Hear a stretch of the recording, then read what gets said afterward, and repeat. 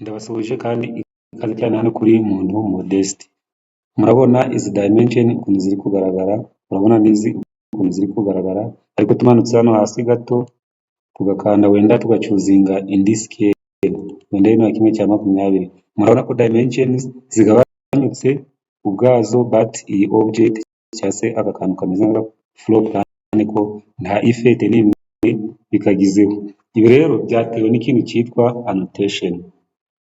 Tugiye kureba ukuntu ushobora gukora annotation.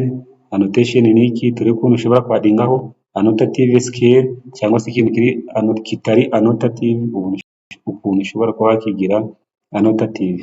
Okay, ndabashimiye rero kandi ikaze cyane kabisa. Niba uri kubona uri mushasha kuri iyi channel wakora subscribe, kandi niba wari unahasanzwe kabisa washaringa n'abandi bakabibona. Okay, turaje rero. Ubundi iyo ikintu kiri annotative uzana kirisere gucya washyiraho, ukabona turiya tuntu tubiri muri kubona na hano muri kutubona, but uyisize hano urabona ko twa tuntu duhise tugenda. Niba utari gutubona neza wareba hano mu tuntu dufite iyi simbo ya hano hasi aha, urabona ni turiya.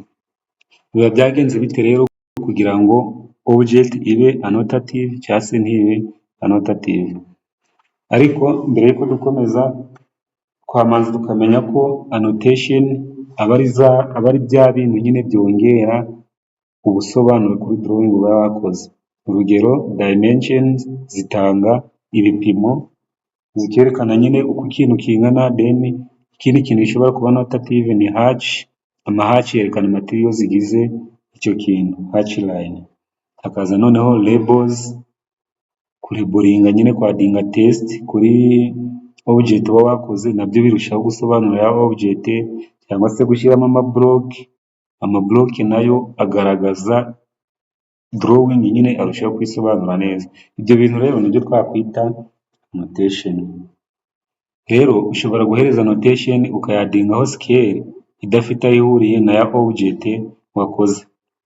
Ariko turi kuvuga hahandi, urugero njya hano kuri scale bitewe nuko izi dimension nazihaye scale, nshobora kugira gutya ukabona ziragiye bitewe nuko ari scale ntoya, but nagira gutya zikagaruka zikaba nini bitewe nuko ari scale nasayininzeho. Nagira kuriya murabona ko ziri kurushaho kuba ntoya, then twaza hano murabona ko zibaye ntoya, twongere tuza hano kuri 30.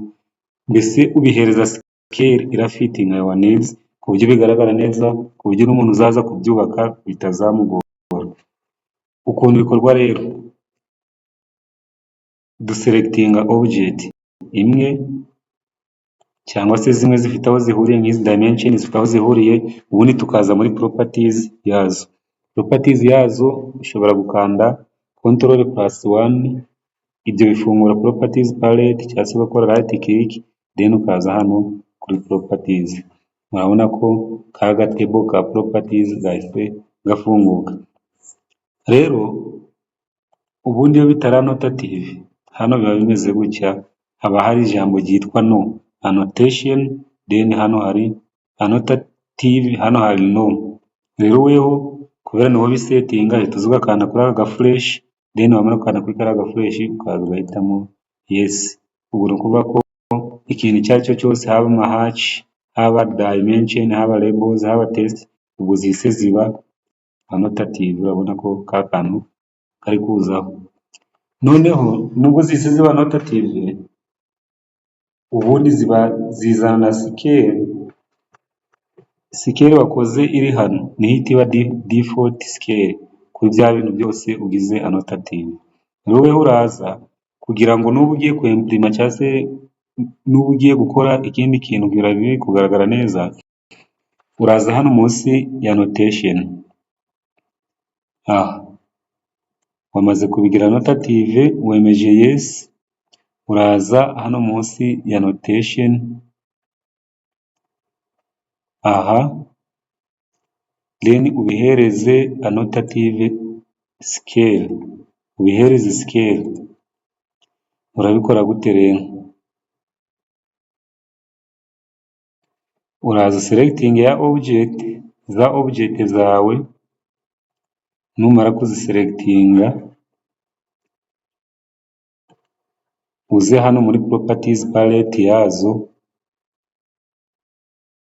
ukande hariya hano, mbese ifashe curseur ugaholdinga bit, urabona ko handitse ngo annotative scale, then aha ni ya scale, uze hano kuri kariya kantu kameze nk'aka box, uze aya ni amasikeli nari namaze kuzihereza, wewe uraza ukande hano add, numara gukanda add uze wadingeho amasikeli ushaka, can press control, then ukaza ukadingaho amasikeli ushaka, ushatse yose wayashyiraho ku buryo uzahitamo sikeli iri gufitinga ukuntu ubishaka, kande ok, then hano wongere ukande ok. Nuza hano rero, nuza hano ku masikeli, urabona ko sikeli yose wahisemo ushobora kuba wayihereza, ukaza ukazajya uhitamo sikeli. Ikindi cyazo ndakekamo kubona icyo annotation zimaze, urabona ko drawing nyine iri kuguma uko yari iri, ahubwo za annotative object cyangwa se byandikwa izo annotative akaba ari byo bizamuka kugira ngo birusheho kugaragara neza. Ikindi ni uko ushobora kuba wahaye ikintu annotative scale but ukabona ya scale itari gufitinga uko ubishaka, wayirimuvinga gute? Ubwo uraza selecting cya kintu, then uze muri properties zacyo, ukande hano, ukande kuri kariya kantu, uze selecting scale uri kumva udashaka, nurangiza ukande hano handitse ngo delete. Okay, ubwo ya scale yavuyemo niyavamo, mbese za zindi wasayininze zose zishobora kuba zahita ziri muvinga bitewe nuko nyine wabonye utazikeneye. Okay, ugahita ukanda okay, imaze gukanda okay ni ukuvuga ko izo scale waba utazasayininga kuri cya kintu ngo byemere. Okay, ikindi navuga hano kuri annotation ni uko izi dimension zonyine ntabwo arizo zishobora kuba zaba annotative, ahubwo n'amahaci wayasizemo ukabona ntabwo ari kugaragara neza, wayagira annotative ubundi ukahereza scale ukajya urayikora, ukayagrandisa akaba manini, kandi ya object or floor plan yo yagumye kuba kwa kundi yari imeze.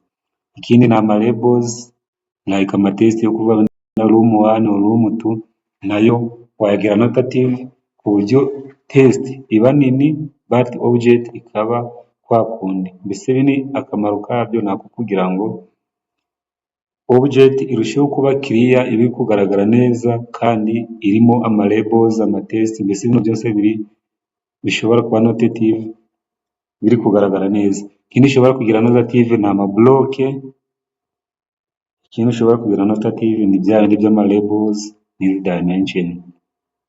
Okay, ndakeka rero ntabwo nari mperutse but hari indi session cyangwa se hari ibintu nshaka gukora kuri channel yacu, n'ubundi nyine ni domaine, ni ibi bintu bya drawing, nshaka kwinjira muri drawing kubera ko nabonye ko abantu benshi iratugora, nshaka ko tuyinjiramo nyine akantu tubonye tukaba twakunguranaho igitekerezo kugira ngo n'aba bana nyine bari kwiga ibintu by'amatekinike like building construction, abantu bari kwiga manufacturing, abantu bari kwiga planning, bose nyine bamenye mbese kuba basoma ibintu barimo, bagasoma iyi engineering language, bagasoma ino drawing nyine ku buryo busobanutse. Okay, nizere ko bamaze gukora subscribe. Ndi Modeste, see you next time.